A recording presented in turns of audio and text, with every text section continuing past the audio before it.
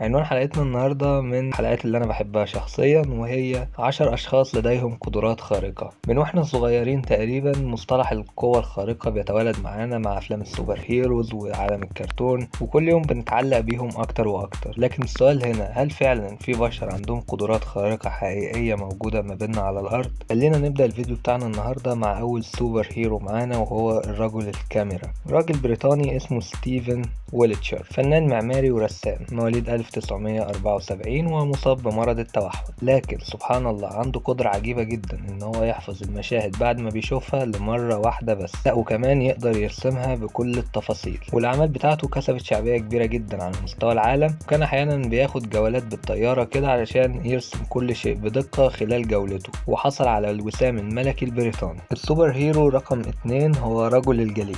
رجل ألماني اسمه ويم هاف، اتعرف بقدرته العالية ان هو يعيش في الجليد وفي درجات حرارة منخفضة جدا. كسب 20 ميدالية عالمية في المجال ده، ومنها مثلا ان هو يستحمى في التلج لأطول مدة واستغرقت ساعة و13 دقيقة. والغريب ان درجة حرارة جسمه ما بتتغيرش لا قبل ولا بعد دخوله في التلج. وحاول تسلق قمة كليمنجارو وفشل، وده سبب له إصابة.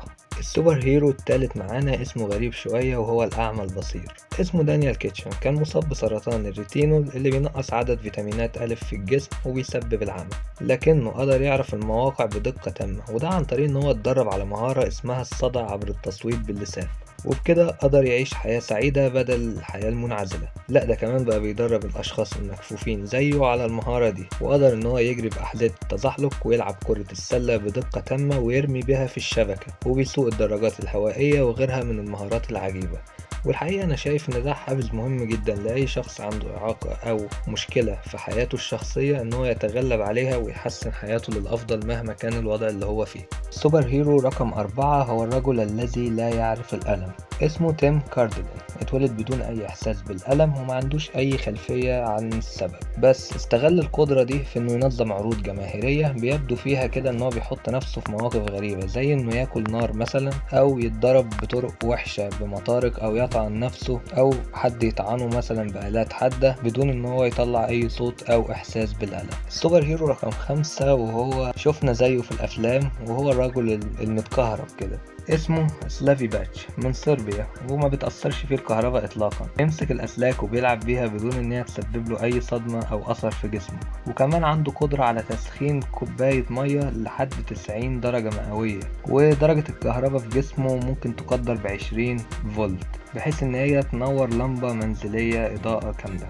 السوبر هيرو رقم 6 الرجل المائي. زي ما كان عندنا الرجل الكهربائي من شوية، في رجل مائي اسمه ديف مولينز. ده غواص حر نيوزيلندي، اتعرف بقدرته ان هو يفضل تحت المية اطول فترة ممكنة من غير ما يحتاج اي اكسجين، وكسر رقم قياسي في السباحة ل 266 متر بدون تنفس، وكمان البقاء لمدة 4 دقايق بدون هواء، ودايما كان بيكسر الارقام القياسية بنفسه. السوبر هيرو رقم 7 بقى هي المرأة الصينية بحرف السين.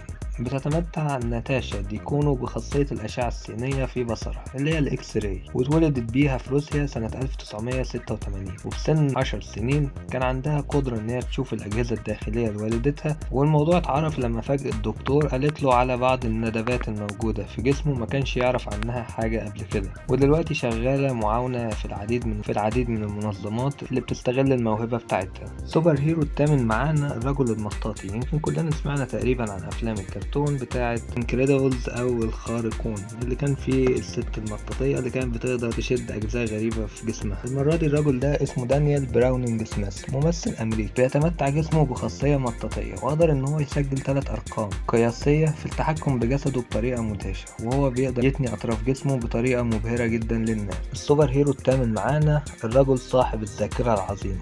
اسمه كيم بيك، وده الشخص اللي كان سبب في فكرة فيلم رجل المطر. وعنده قدرة غريبة جدا ان هو يفتكر الاشياء اللي عدى عليها سنة ونص تقريبا. ساعدته تركيبة دماغه الكبير مع وجود خلل في تركيب الاعصاب، كل ده ساعده انه يكون عنده سعة للذاكرة. فالراجل ده بيقدر يحفظ كتب كاملة في ساعة واحدة تقريبا، وبيقرأ صفحتين في اللحظة، بإن كل عين بتنظر في الصفحة مرة. اتوفى سنة 2009، والفيلم الدرامي بتاعه اتنتج سنة 1988 من بطولة الممثل العالمي توم كروز.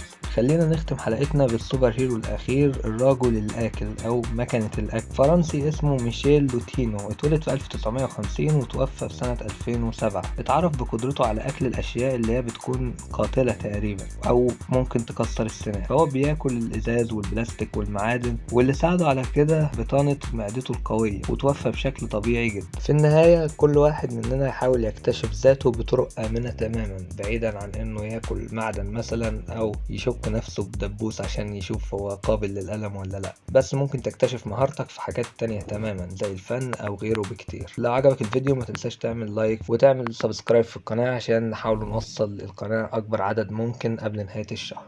وشكرا.